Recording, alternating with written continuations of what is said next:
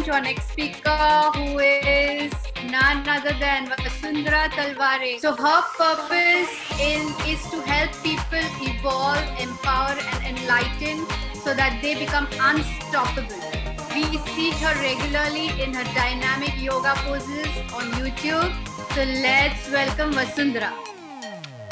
Before you begin my timing, I'd like to share that Vikas is going to share my 2 lines mentioned in Hindi during this presentation, translated into English when I say it. So Vikas, please do that for me. Thank you. And hello everyone. Can I start the timer? Yes, please. Ever wondered, what if Charlie Chaplin had chosen to live a life of a mechanic?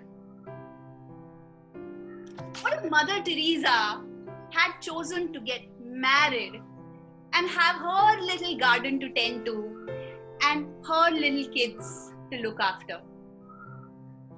What if our good old Sam Cawthorn would have chosen to bounce back and go back to his job instead of bouncing forward and create what he has today for us? There would certainly be a little less laughter, a little less passion, a little less compassion, a little less inspiration, a little less entertainment in our lives today. Purpose. Such a heavy word, right? Such a profound one. Vasundhara, can I interrupt you for a second? Yes. Can you lower your camera so that we see your face and your shoulders, because we are seeing the frames. Thank you. Oh. Okay. Okay. Great. Purpose. Such a heavy word and such a profound one. Yet so many of us die without living ours. Rishi Kapoor was once interviewed and asked, why don't you branch out into several different lines now that you are a superstar? He said, why the hell would I? I am so freaking good in what I do. I will do this for the rest of my life. Like the famous dialogue goes from a Hindi movie. मेरे पास गाड़ी है, बंगला है, नौकर है, शौहरत है. तुम्हारे पास क्या है? मेरे पास life purpose है. That if you had all the riches in the world, but if you didn't have a purpose, you're as poor and naked as that hungry child on the streets. I myself didn't know my purpose for a long, long time until a few years ago. I was that hungry, naked puppy on the streets with the starry eyes. Can I pursue arts? No. Okay. Can I pursue psychology? Okay. I was made to pursue science. It was like the Matrix movie playing in front of me. All codes I could not decode and I barely passed. Then I went on to do computer science because it was the in thing to do. And I flunked the very first year. Then I had to prove to the world that, hey, you know what? I am not dumb.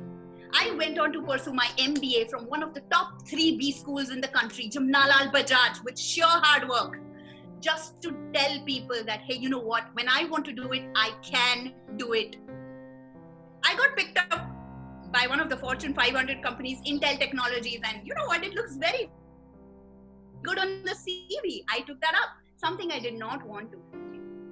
I quit that in 2 years after having performed fabulously and awarded for being a star performer. I came back to my dad's business, something I did want to come back to. But in the very first month's time, I decided this is not my cup of tea. But I stuck there for 7 long years doing what I did not want to do. How many of you resonate with me?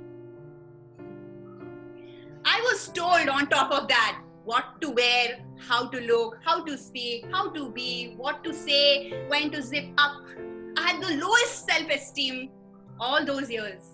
And in that, I got engaged to a man whom I did not share my values with.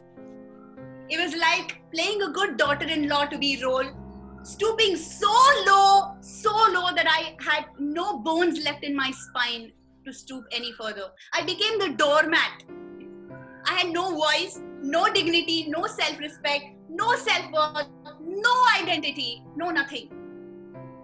Any daughters-in-law, Indian daughters-in-law resonate with this? I stepped out of that with much lack of support. And I put my foot down saying, no, I will not continue doing this. I won't live a life like this. I quit the fancy life I had with my parents.